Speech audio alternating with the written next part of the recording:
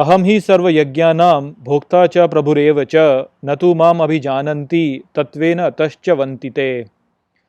Hello friends, this is the 24th shlok of the 9th chapter of Bhagavad Gita, and today we will understand this shlok in detail. So let's first go over its meaning. So the shlok says, Aham hi sarva yajnanam, which means I am for all these sacrifices. Bhokta cha prabhureva cha, which means the enjoyer and Lord, and Natu mam abhijananti, which means not understand me but Tatvena atasya vantite, which means in truth, therefore they fall. So, Shri Krishna in this shlok is continuing on the subject that he touched in the previous shlok, and over here he is saying that he is the one who is the enjoyer and the lord of all the sacrifices that are performed in this creation. And those people who do not understand this, they fall because of their ignorance.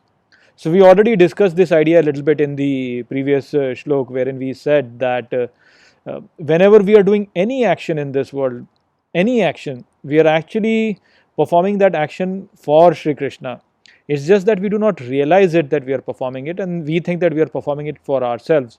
But in reality, that is not really the case. All our actions are being performed for Him.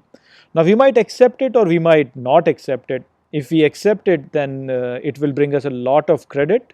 It will make our life much easier.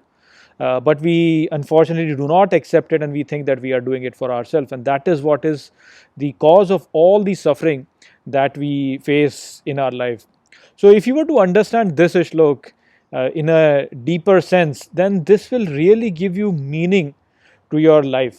So let me explain how this will give you meaning, and this is with regards to people who have very deep understanding of the teachings of Sanatan Dharma. So oftentimes people complain that I have understood the teachings of the Hindu tradition, and after listening to them I feel totally meaningless a life. And it is pretty valid for them to feel like that. Initially, when you start this practice, you might find the tradition to be such that it will bring you a sort of outlook wherein you might start thinking that this life is all waste, because that is what this tradition actually teaches you. If you were to look at your life from a very neutral point of view, you will see that this life actually is all trouble.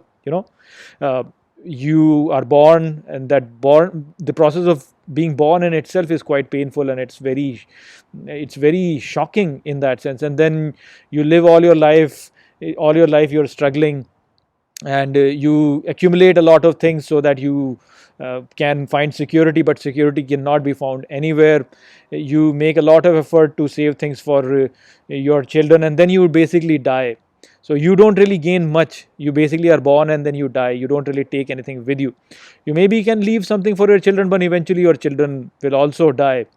You might care about your religion, but the religions also die eventually. You might care about your country or whatever you might care about, but everything that is here, it has to eventually die basically. So everything will be destroyed. So then why go through all of this trouble is what the idea comes into people's mind. And the point is quite valid, that why go through all of this trouble. You might as well just take a pistol and just shoot in your head and be done with it. All the problems that you're facing over here, they will all be gone if you were to just shoot in your head, and that's it. But you have to understand that this entire creation is a divine yajna, and this yajna is being performed by Supreme Lord for his enjoyment. That is what he's saying, that all of this is for my enjoyment. And so if you were to become one with the divine, then you have to live this life so that Supreme Lord can enjoy.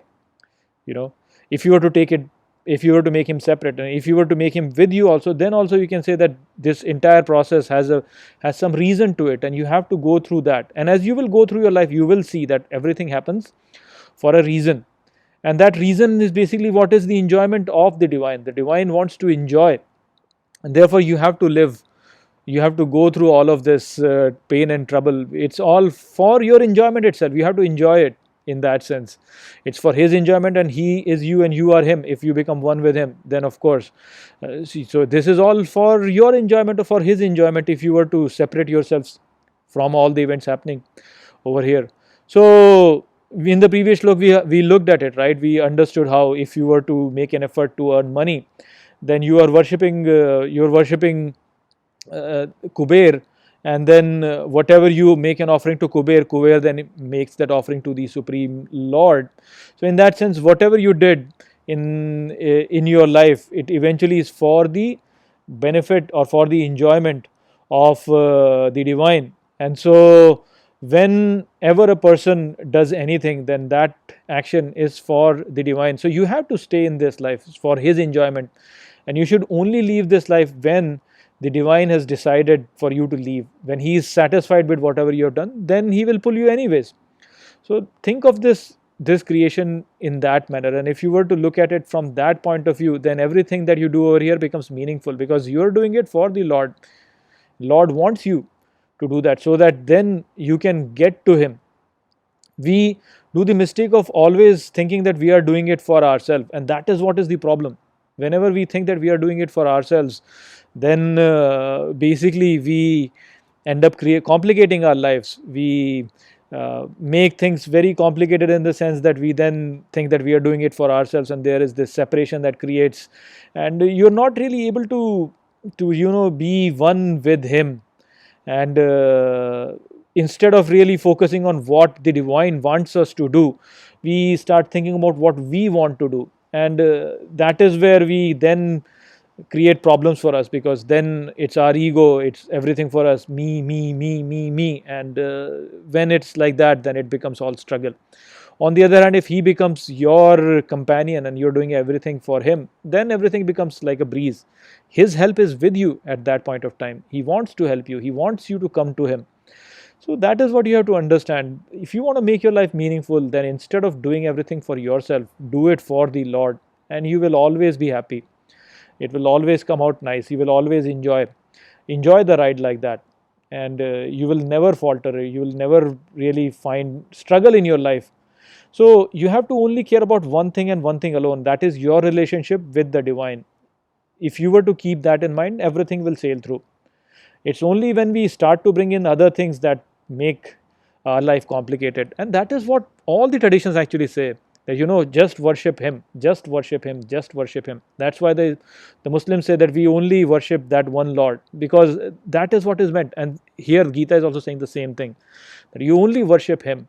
It's only the relationship between you and him that matters. Everything else is meaningless. Now, there are problems, of course. People in all traditions have misunderstood this thing, and they create difficulties for themselves and for others that way. But if you were to really, focus only on this, then for you only personally, you will see that your life will just cruise through in a breeze very easily. So focus on that, and your life will become very meaningful. So I hope that I have explained this shlok well to you. With that, I'll close this video. I will see you in the next video. Take care.